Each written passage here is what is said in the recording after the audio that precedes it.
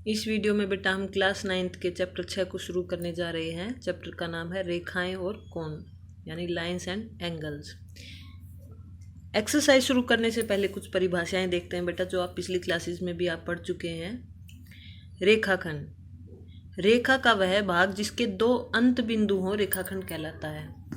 रेखा के कोई भी अंत बिंदु नहीं होते हैं, लेकिन जिसके दो अंत बिंदु हों वो रेखाखंड कहलाएगा बेटा। और अगर दोनों तरफ तीर का निशान लगा हुआ हो तो यानी कि इसका मतलब होता है कि इधर भी आगे तक जा रही है ये अनंत तक, और इस साइड भी अनंत तक जा रही है, तो वो रेखा होती है। लेकिन अगर अंत बिंदु हो तो वो रेखाखंड होगा। इसके अंत बिंदु हैं ए और बी। किरण, रेखा का वह भाग जिसका एक अंत बिंदु हो किरण कहलाता है।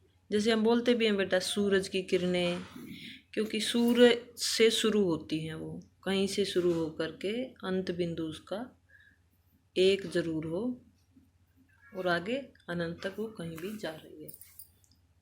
बी बिंदु कहीं भी मान लेते हैं, लेकिन इस साइड तीर का एक छोटा सा निशान बना देते हैं कि इधर ये जा रही है। इस साइड भी बना सकते हैं, वो कहीं भी बना सकते हैं, लेकिन एक अंत बिंदु जरूर होगा किरण में।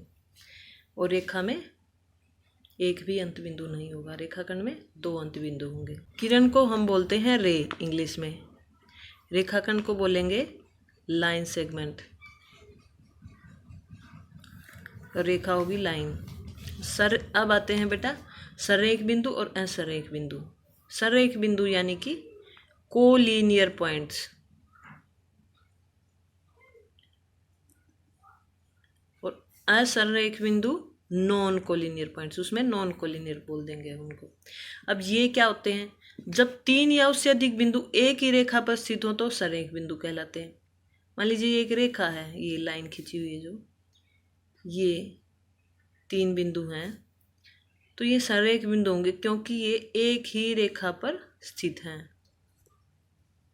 और असररेख बिंदु जब एक रेखा पर स्थित ना हो तीन या तीन से अधिक बिंदु, तो असररेख यानी कि नॉन कोलिनियर पॉइंट्स होंगे। फॉर एग्जांपल एक बिंदु यहाँ बना लिया, अब इन तीन बिंदुओं से एक रेखा नहीं जा सकती, तो ये होंगे असंरेख बिंदु यानी कि नॉन कोलिनियर पॉइंट्स। और जो एक ही रेखा पर आ जाएं वो कोलिनियर पॉइंट्स यानी कि संरेख बिंदु। अब आते हैं बेटा कोण पर। कोण, जब दो किरणें एक ही अंत बिंदु से प्रारंभ होती हैं तो कोण बनाती हैं। ये जैसे दो किरणें हैं, ये वाली और ये वाली, ये किरण है क्योंकि एक अंत बिंदु है इनका और यहीं से ये प्रारंभ हो रही हैं, तो ये मिलकर एक कोण बनाएंगे। अब कोण के भी कई प्रकार हैं, वो मैंने फिगर बनाकर आपको दिखा रही हूँ। देखो ये है न्यून कोण, ये आप पिछली क्लासेस में भी पढ़ चुके हैं बेटा। 0 डिग्री से 90 डिग्री के बीच के कोण को न्यून कोण कहेंगे। एग्जैक्ट 90 डिग्री के कोण को समकोण कहेंगे, यानी कि राइट एंगल, इसको बोलेंगे राइट एंगल। न्यून कोण का नाम होता है बेटा एक्यूट एंगल। और अधिक कोण 90 डिग्री से 180 डिग्री के बीच का अगर कोई कोण हो तो उसे अधिक कोण बोलेंगे, यानी कि ऑब्ट्यूज एंगल। अब है जब कोण एग्जैक्ट 180 डिग्री का हो तो उसे बोलेंगे रिजु कोण, इंग्लिश में बोलेंगे स्ट्रेट एंगल। इस तरह से एक लाइन बन जाएगी 180 डिग्री का होगा तो। अगला है बेटा प्रतिवर्ती कोण, वो कोण जो 180 डिग्री से बड़ा हो और 360 डिग्री से छोटा हो वो प्रतिवर्ती कोण कहलाएगा। रिफ्लेक्स एंगल भी बोलेंगे बेटा उसको। कुछ टाइप्स हैं बेटा। अब ये कोण कैसे लिखते हैं, देखिए इसमें मैंने लिखा हुआ है x, यहाँ है y, यहाँ है z। x तो हम इसको ऐसे भी बोल सकते हैं, मान लीजिए 60 डिग्री का है तो इसको ऐसे लिख सकते हैं x बराबर 60 डिग्री, इसका नाम मैंने x रखा हुआ है। यहाँ पर y बराबर 90 डिग्री, इस तरह से हमने लिखा हुआ है। इसको दूसरे तरीके से भी लिख सकते हैं। मान लीजिए हमने ये बिंदु मान लिया, यहाँ पर a है, ये b है और ये c है, तो इसको हम पढ़ सकते हैं कोण ABC। क्या बोलेंगे इसको, ABC कोण, क्योंकि जो बीच में बिंदु होगा उसी पर कोण बना हुआ होगा। बी पर बना हुआ है ये कोण, तो बीच में आएगा ए बी सी। इसको मैं ऐसे भी पढ़ सकती हूँ, कोण सी बी ए, सी बी ए। चाहे मैं इसको ए बी सी बोलूँ चाहे सी बी ए बोलूँ, एक ही बात है। बस ये ध्यान रखना है कि बी बिंदु बीच में आना चाहिए बेटा, क्योंकि बी पर ही ये बना हुआ है। जो बिंदु पे कोण बनेगा वो बिंदु बीच में आएगा, और इनको और इसको हम इंटरचेंज कर सकते हैं। अगर हमने कोई नाम दिया है अलग से, जैसे x दिया है, तो हम डायरेक्ट x भी बोल सकते हैं कि x बराबर 60 डिग्री, या ऐसे भी बोल सकते हैं कोण ए बी सी बराबर 60 डिग्री, या कोण सी बी ए बराबर 60 डिग्री। तीनों ही बातें ठीक होती हैं, तीनों में कोई अंतर नहीं होता। तो ऐसे रट्टा लगाने की जरूरत नहीं है कि ए बी सी ही पढ़ा जाएगा, सी बी ए भी पढ़ सकते हैं इसको, ठीक है। पूरक कोण, पूरक कोण क्या होगा? दो कोणों का योग एक समकोण के बराबर हो तो ऐसे कोण पूरक कोण कहलाते हैं। दो कोण होंगे और उनको बोलेंगे पूरक कोण यदि उनका जोड़ 90 डिग्री के बराबर हो तो पूरक कोण कहलाएंगे। पूरक कोण को इंग्लिश में भी बोलते हैं कंप्लीमेंट्री एंगल, कंप्लीमेंट्री एंगल। अगला है बेटा समपूरक कोण। यदि दो कोणों का योग 180 डिग्री के बराबर हो तो ऐसे कोण समपूरक कोण कहलाते हैं। इनको इंग्लिश में बोलते हैं बेटा सप्लीमेंट्री एंगल।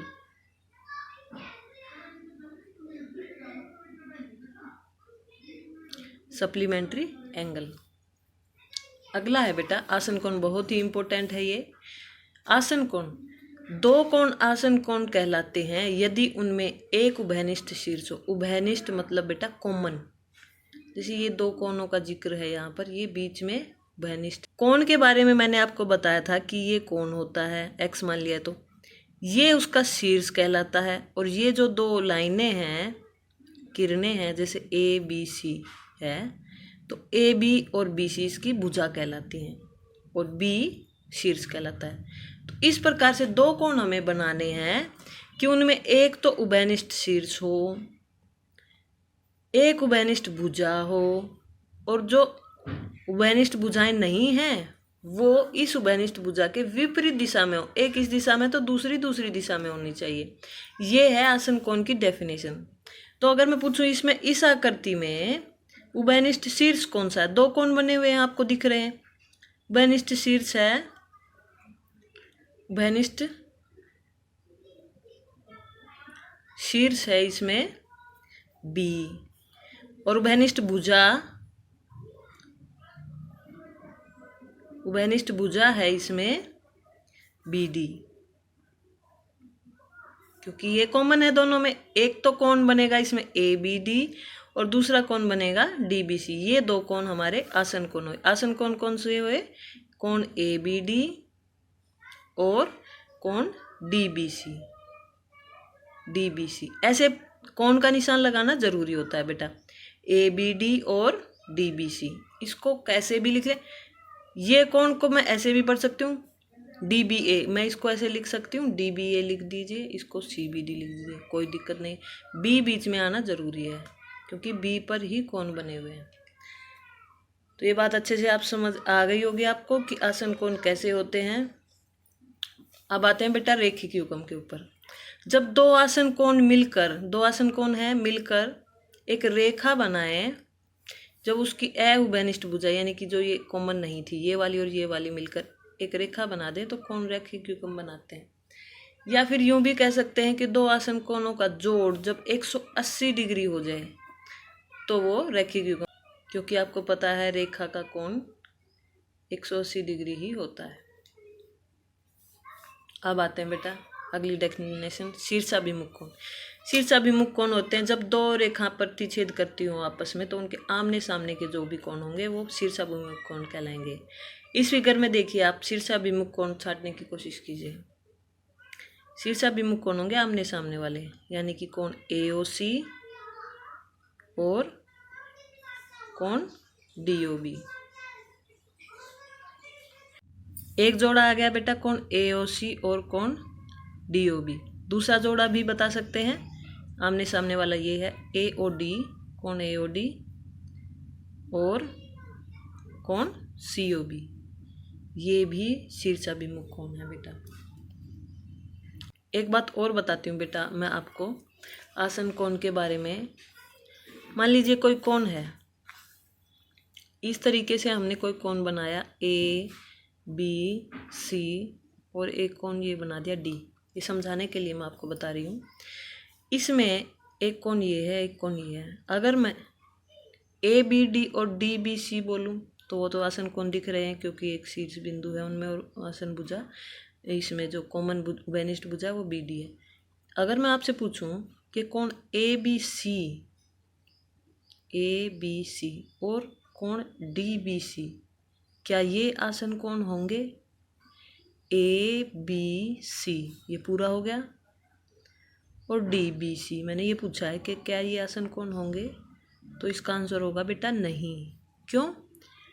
क्योंकि देखिए ए बी सी और डी बी सी में उभयनिष्ठ शीर्ष तो आ गया है बी दोनों में है कॉमन, शीर्ष यही है, लेकिन इन दोनों में कॉमन भुजा कौन सी है? ए बी सी और D B C. B C भुजा दोनों में कॉमन है, उभयनिष्ठ भुजा बी सी है। अब आसन कोण की डेफिनेशन के अकॉर्डिंग क्या होता है कि जो एक उभयनिष्ठ जो भुजा है और जो दूसरी जो उभयनिष्ठ भुजाएं नहीं हैं वे दोनों इसके विपरीत दिशा में होनी चाहिए।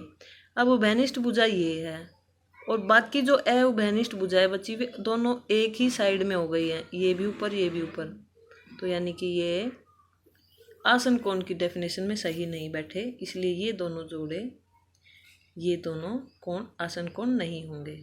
ये एक तरह से आप मान लीजिए घर पड़ोसी घर होते हैं, जैसे वही है पड़ोस में, ये इसके पड़ोस में है बिल्कुल, बीच में इनके दीवार है, तो वो उस तरीके से वो कोण कहलाएंगे आसन कोण। जैसे आपके पड़ोस में कोई घर हो तो आप और आपके पड़ोसी मिलकर आसन चौड़ा बनाएंगे। इस तरीके से बेटा एक सीखते हैं हम इनको। अगला पॉइंट है बेटा प्रतिच्छेदी और अप्रतिच्छेदी रेखाएं। आपने पढ़ा भी हुआ होगा, अप्रतिच्छेदी रेखाएं जो कभी ना काटें एक दूसरे को बढ़ाने पर आगे तक, और समांतर होती हैं अप्रतिच्छेदी रेखाएं, और प्रतिच्छेदी रेखाएं आपस में काटती हैं कहीं पर। ये हो गई कुछ डेफिनेशन। इसके बाद बेटा आते हैं एक्सरसाइज पर। एक्सरसाइज 6.1 शुरू करने से पहले 2-3 बातें बेटा दिमाग में रखनी है। एक तो ये कि जब भी वर्टिकली अपोजिट एंगल हो आपके पास किसी भी फिगर में, आपको ढूंढने हैं कि वर्टिकली अपोजिट एंगल कौन से होंगे।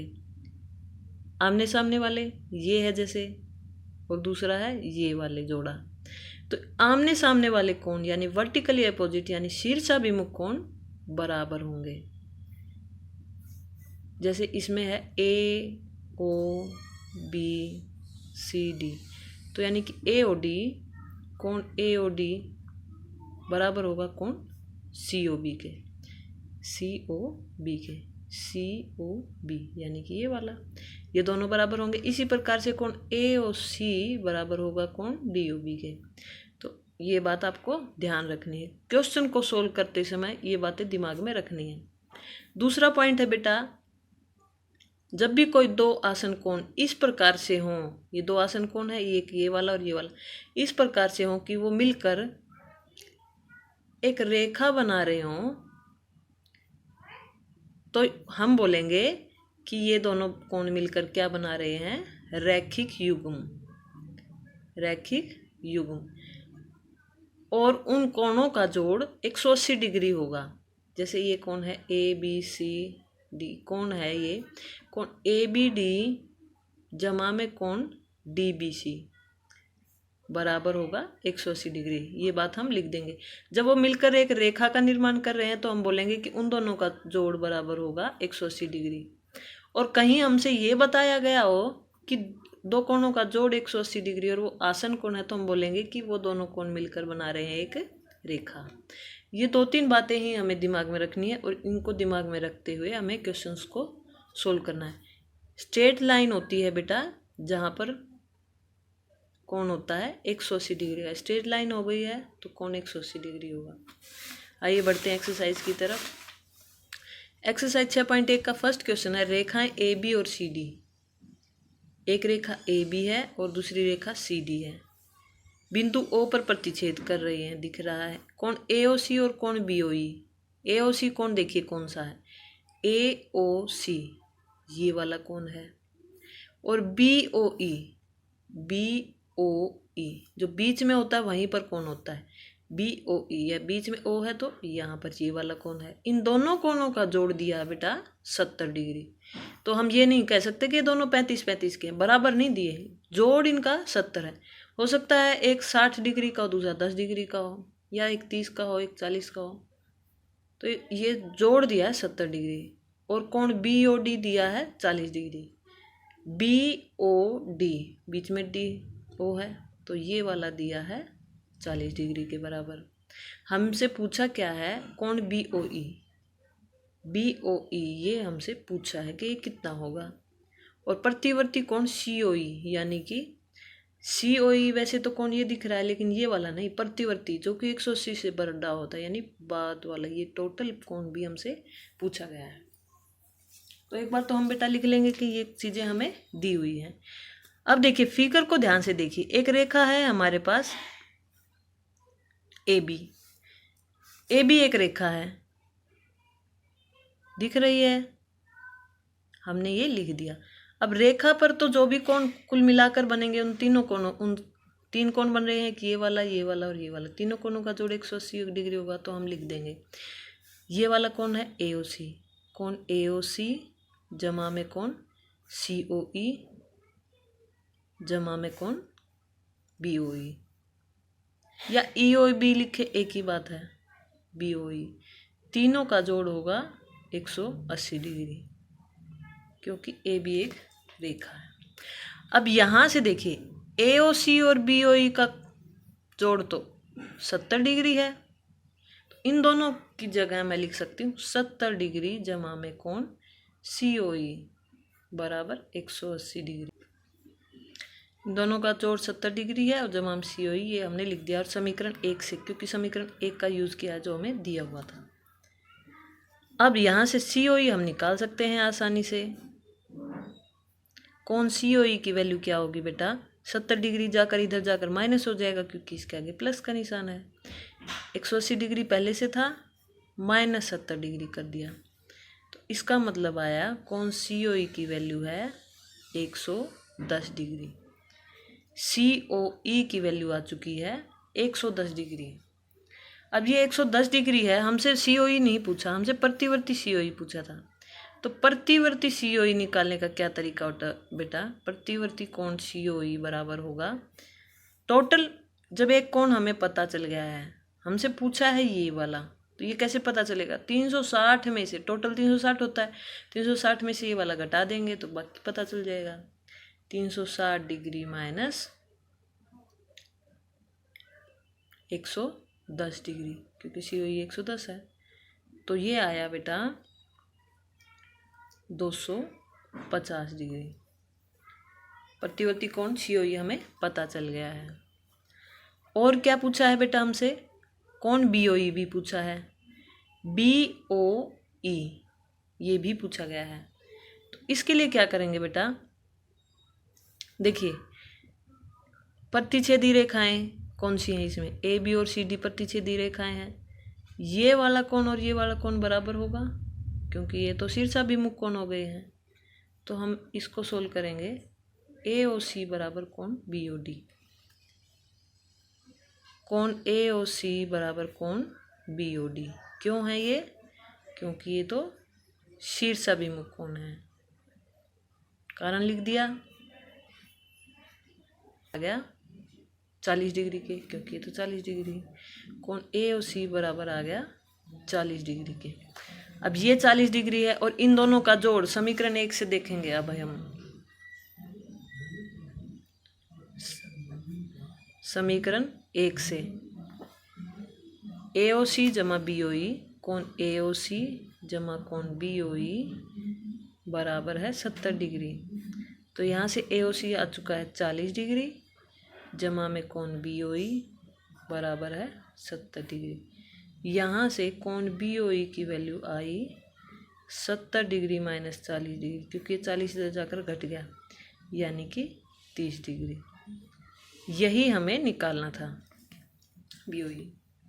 ये हम निकाल चुके हैं। एक बार फिर से रिवीजन करते हैं बेटा, कैसे हमने क्वेश्चन किया है। सबसे पहले हमने लिया कि एक रेखा पर इन तीनों कोणों का जोड़ 180 डिग्री होगा, क्योंकि एक रेखा पर बने हुए हैं। हमने इन तीनों कोणों को लिख लिया और फिर 180 डिग्री के बराबर लिख लिया। अब यहाँ से इन दो कोणों का जोड़ 70 डिग्री दिया हुआ था, तो हमने उनकी जगह 70 डिग्री लिख दिया। जो तीसरा बचा है उसको ऐसे का ऐसे लिखा और माइनस कर दिया, तो यहाँ से COE निकल चुका है हमारा। COE आते ही हम प्रतिवर्ती COE आसानी से निकाल सकते हैं, क्योंकि 360 में से घटा देंगे, तो ये प्रतिवर्ती COE आ गया। और कौन BOE कैसे फाइंड आउट किया है, कौन BOE ये कैसे फाइंड आउट किया है। इन दोनों का जोड़ 70 डिग्री दिया हुआ था हमें, और ये 40 डिग्री, तो ये 40 है तो ये भी 40 हो गया, क्योंकि ये शीर्षाभिमुख कोण है। अब ये 40 है और इन दोनों का जोड़ 70 है, तो ऑब्वियसली ये हो गया 30 डिग्री। बस इसी को हमने मैथ की फॉर्म में लिख दिया। दोनों का जोड़ 70 था, वो 40 था, तो उधर जाके माइनस हो गया, तो 30 डिग्री आ गया बेटा। सेकेंड क्वेश्चन देखते हैं बेटा। रेखाएं XY और MN ये रेखाएं हैं, ये आपस में प्रतिच्छेद करती हैं बिंदु O बिंदु पर। यदि कोण POY हमें दिया है 90 डिग्री, और A और B ये इनका नाम रख दिया है, इस कोण का नाम A रख दिया है और इस कोण का नाम B रख दिया है। A और B का अनुपात दिया है 2:3। हमसे C का मान पूछा गया है कि C का मान कितना होगा। तो हम शुरुआत कहाँ से करेंगे बेटा, देखिए POY और POX ये दो कोण, इसको भूल जाइए, M को बीच में भूल जाइए। ये दो कोण इस तरह से हैं, देखिए POY और POX, यानी कि ये दोनों बेटा रैखिक युग्म बनाते हैं। अब इसका हम क्या यूज़ करेंगे, देखिए POY की वैल्यू है 90 डिग्री, ये हमें दिया हुआ है, तो हम यहाँ से POX की निकाल पाएंगे बेटा। ये 90 डिग्री दिया हुआ है, ब्रैकेट में लिख देंगे कोण POY बराबर 90 डिग्री दिया है। यहाँ से कोण POX की वैल्यू निकाल लेंगे बेटा, 180 डिग्री माइनस 90 डिग्री, ये आया 90 डिग्री। POX की वैल्यू आ चुकी है बेटा, ये टोटल वैल्यू आ चुकी है 90 डिग्री। तो अब हम कह देंगे कि A जमा B, ये A कोण है और ये B कोण है। इसका मतलब है A जमा B बराबर 90 डिग्री। क्यों कह पाए हम ये बात, क्योंकि कोण POX हमें दिख रहा है चित्र से ही, POX A जमा B के बराबर है, आकृति से, आकृति में ही दिखाई दे रहा है। ये A जमा B का मान है 90 डिग्री। अब A अनुपात B बराबर 2:3, ये दिया है, दिया ही हुआ है ये क्वेश्चन में, ये लिखा हुआ है। इसका मतलब होगा बेटा A/B बराबर 2/3, इस तरह से लिख लिया हमने।